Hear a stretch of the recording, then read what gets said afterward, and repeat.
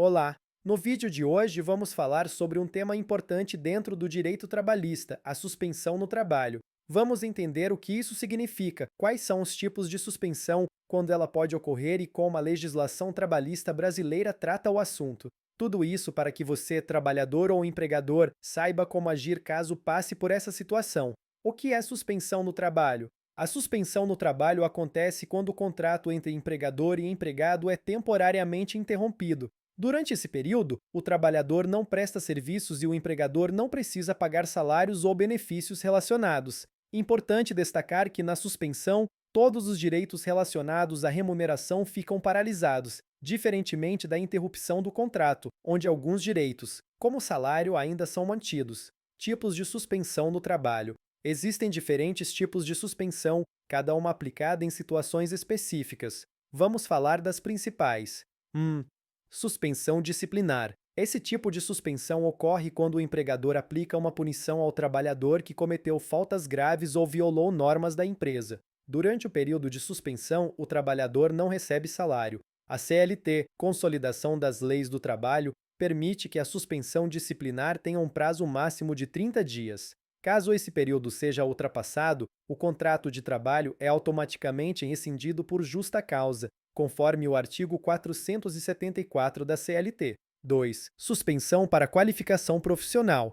Prevista no artigo 476-A da CLT, essa modalidade permite que o contrato seja suspenso para que o empregado participe de um curso de qualificação profissional. O período de suspensão pode variar entre 2 a 5 meses, desde que seja acordado entre empregador e empregado.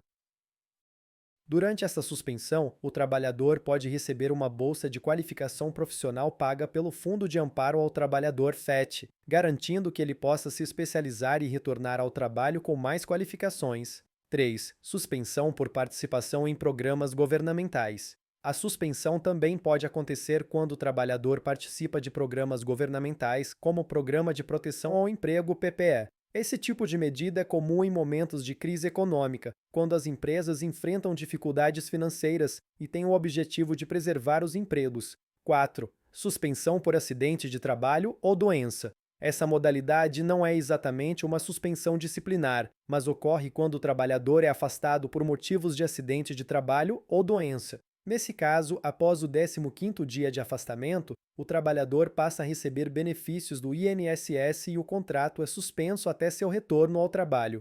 Situações em que a suspensão pode ocorrer. A suspensão no trabalho pode ocorrer em diversos contextos. Aqui estão alguns dos mais comuns. Infração das regras da empresa. A suspensão disciplinar pode ser aplicada por faltas graves, como desobediência, insubordinação ou faltas injustificadas. Qualificação profissional. Suspensão para o trabalhador participar de cursos ou treinamentos, como vimos anteriormente. Crises econômicas. Empresas em crise podem adotar programas de suspensão temporária do contrato para reduzir os custos. Problemas de saúde. Afastamentos por doença ou acidente, onde o contrato é suspenso enquanto o trabalhador recebe auxílio-doença ou auxílio-acidente. O que diz a legislação trabalhista sobre a suspensão? A CLT regula a suspensão do contrato de trabalho, especialmente nos artigos. Artigo 474. Limita a suspensão disciplinar a 30 dias. Artigo 476-A. Regula a suspensão para qualificação profissional, permitindo que dure entre 2 a 5 meses. Artigo 468. Define que qualquer alteração no contrato, incluindo suspensão, deve ser feita com comum acordo entre as partes, exceto nos casos de suspensão disciplinar, direitos trabalhistas durante a suspensão. Durante o período de suspensão, alguns direitos trabalhistas podem ser mantidos, mas a maioria é interrompida. Veja alguns exemplos.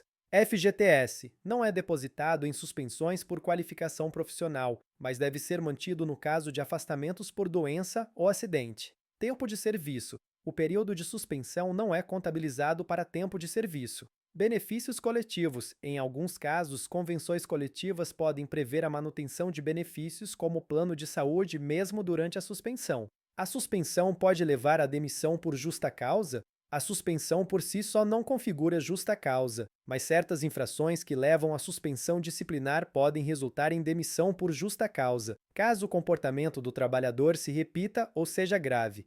Se a suspensão disciplinar exceder 30 dias, o contrato de trabalho pode ser automaticamente rescindido por justa causa, conforme o artigo 474 da CLT. A suspensão no trabalho é uma medida prevista na legislação trabalhista que pode acontecer por diferentes razões, seja para punição disciplinar, qualificação profissional ou participação em programas governamentais. É essencial que empregadores e empregados conheçam seus direitos e deveres para garantir que tudo seja feito de forma correta e dentro da lei.